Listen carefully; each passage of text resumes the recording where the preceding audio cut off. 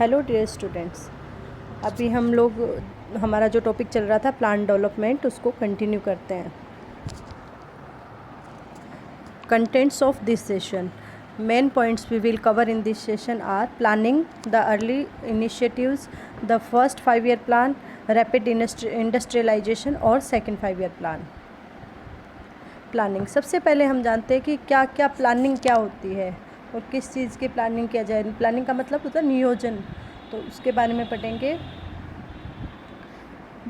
Despite the various differences, there was a consensus on the one point that development could not be left to private factors, that there was the need for the government to develop a design or plan for development. अब हमें सबसे पहले इस बात पर ध्यान देना चाहिए कि जो हमारा डेवलपमेंट, जो हम वर्ड का शुरू से पढ़ रहे हैं, तो वो किसी प्राइवेट फैक्टर को नहीं, उस पर नहीं छोड़ देना चाहिए। तो हमें किस पर देना चाहिए? गवर्नमेंट को अपने हाथ में लेना चाहिए कि भाई जो भी कंट्री का डेवलपमेंट है वो गवर्नमेंट करेगी। तो गवर्नमेंट को डेवलप ए डिज़ाइन और प्लान फॉर डेवलपमेंट, गवर्नमेंट को एक प्लान डिज़ाइन करना चाहिए जिससे हमारा डेवलपमेंट हो सके। तो सबसे पहले हम एक बात पढ़ते हैं बॉम्बे प्लान के बारे में। इसके बारे में आपके क्वेश्चन भी पूछा जा सकता है।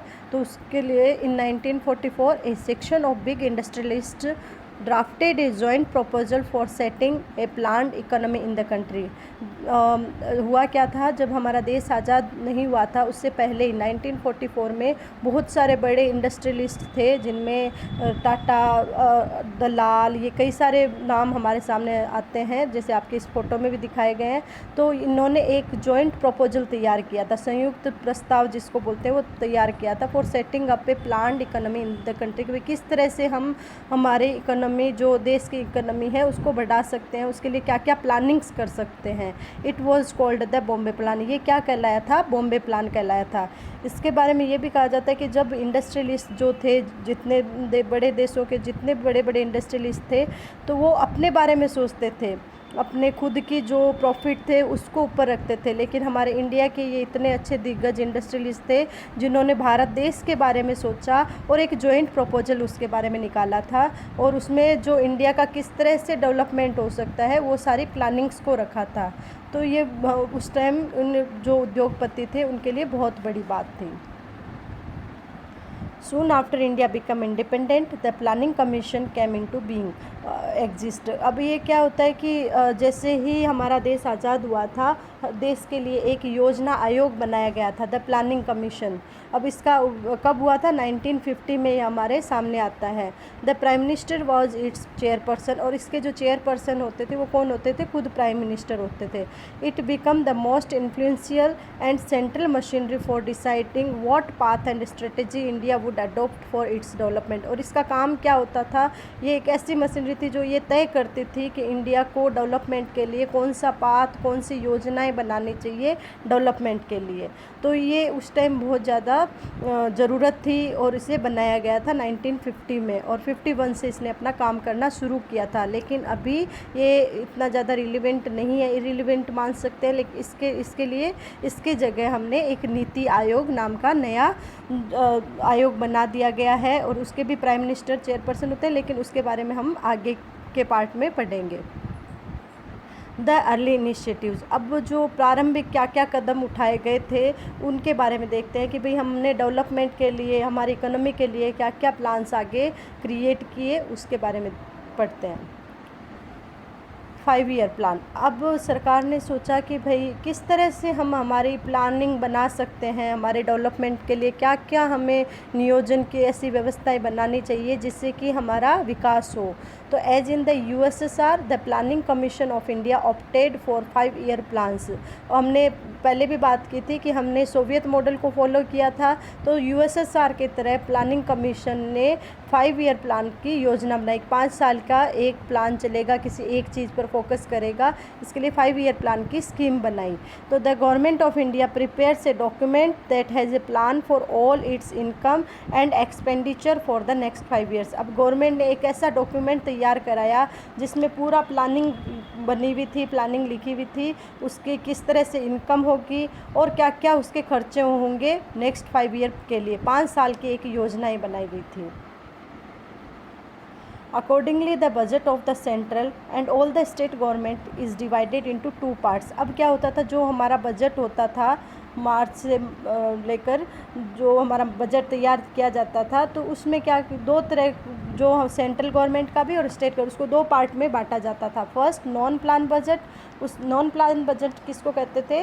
Spent on routine items on yearly basis. एक साल में जितने भी खर्चे होते थे या फिर जो भी इनकम होती थी वो नॉन प्लान में आते थी, उसको प्लान में नहीं गिना जाता था, तो उसको कहते थे नॉन प्लान बजट. और प्लान बजट जो हमने 5 ईयर की स्कीम सोची थी उसके लिए जो प्लानिंग की जाती थी उसको प्लान बजट कहा जाता था. तो spent on 5 year basis as per the priorities fixed by the plan. की जो प्लान में जैसे पहले एग्रीकल्चर पर फिक्स किया गया था तो उस पर कितना ज़्यादा खर्चा हुआ, कितनी ज़्यादा इनकम हुई, वो उसमें आती थी. तो ये क्या कहलाता था? Plan budget. तो दो तरह के प्लान हमारे सामने आए हैं. First non plan budget, second plan budget. The draft of the first 5-year plan and then the actual plan document released in December 1951. अब हमारे सामने फर्स्ट 5-year प्लान था, उसका डॉक्यूमेंट रिलीज कब हुआ? दिसंबर 1951 में. Generated a lot of excitement in the country. अब कोई भी चीज़ हमारे सामने नहीं आती है तो हमारा एक्साइटमेंट होता है ना, तो उसी टाइम डेवलपमेंट की बहुत ज़्यादा नीड थी और लोगों के सामने ये 5-year प्लान की स्कीम आ रही थी, तो देश के जितने भी लोग थे वो बहुत ज़्यादा एक्साइटमेंट थे. The excitement with planning reach its peak with the launching of second 5-year plan. और ये जो एक्साइटमेंट की जो एक्साइटमेंट था उसकी जो ऊंचाई बोल सकते हैं, पीक, हम सेकेंड 5-year प्लान जब लॉन्च हुआ तब तक बहुत ज़्यादा रही थी. और सेकेंड 5-year प्लान हमारे सामने कब आया?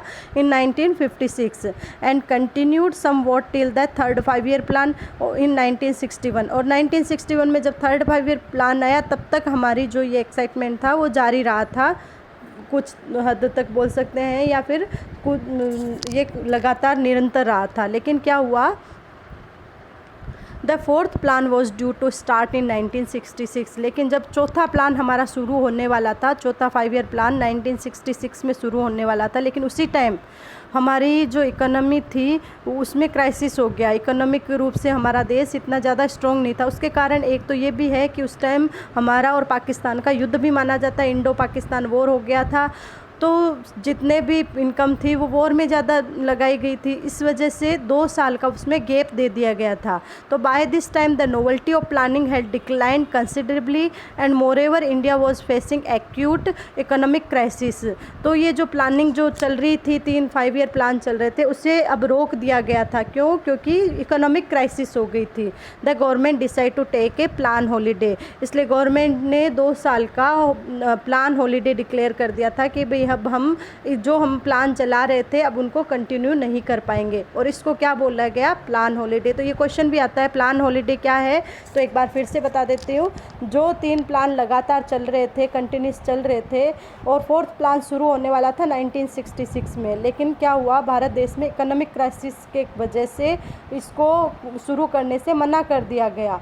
और इसमें क्या बोला गया कि अब हमें 2 साल के लिए लिया गया था, इसलिए इसको कहा गया कि अब हमें प्लान हॉलीडे लेना चाहिए और इसको नाम दिया गया प्लान हॉलीडे. एक ब्रेक था इनके बीच में. तो सबसे पहले हम द फर्स्ट 5-year प्लान की क्या क्या स्कीम्स थी, इसे किसने ड्राफ्ट किया था, उसके बारे में देखते हैं. तो ये चला था 1951 से 56 के बीच में. The first 5-year plan sought to get country's economy out of the cycle of poverty. अब सबका एक ही उद्देश्य था कि हमारे देश की जो पॉवर्टी की साइकिल से देश को निकालना था और इकोनॉमी को मजबूत बनाना था. तो K. N.. Raj, a young economist involve in drafting the plan. अब जो के.एन. राज थे वो यंग इकोनॉमिस्ट थे, अर्थशास्त्री थे, जिन्होंने इस प्लान को ड्राफ्ट किया था या फिर प्लान की योजना बनाई थी. और इन्होंने के.एन. राज ने यह भी कहा था कि जो देश की इकोनॉमी है वो स्लोली बढ़नी चाहिए, धीरे धीरे देश का विकास होना चाहिए. 1-2 दशक तक धीरे धीरे इसका विकास होना चाहिए, जिससे कि देश की जो इकोनॉमी है वो प्रोग्रेस रेट पे हो. एक साथ बढ़ाएंगे तो इकोनॉमी फिर से डाउन हो जाएगी. तो the first 5 year plan addressed mainly the agrarian sector including investment in dams and irrigation. और फर्स्ट मैंने बताया था ना कि हर 5 ईयर प्लान में किसी एक चीज़ पर फोकस किया गया था। तो ये जो फर्स्ट 5 ईयर प्लान था इसमें एग्रीरियन सेक्टर मतलब एग्रीकल्चर पर फोकस किया गया था, और उसके साथ में डैम्स और इरिगेशन जो सिंचाई और डैम्स बनाए गए थे जैसे हीराकुंड और भाखरा नांगल डैम इसी योजना के तहत बनाए गए थे। तो ये भी इसमें विकास हुए थे, इनका भी विकास हुआ था।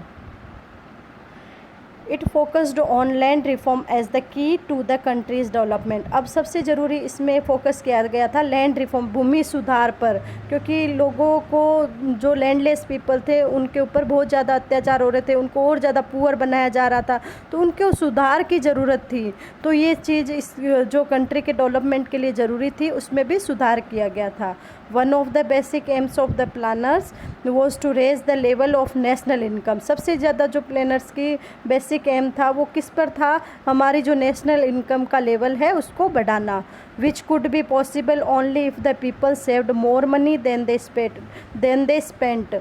और ये कैसे पॉसिबल हो सकता था कि पीपल जो लोग हैं वो अपनी मनी को बचत करें, मतलब खर्चे से ज़्यादा बचत करेंगे तो हमारी जो नेशनल इनकम है वो बढ़ेगी।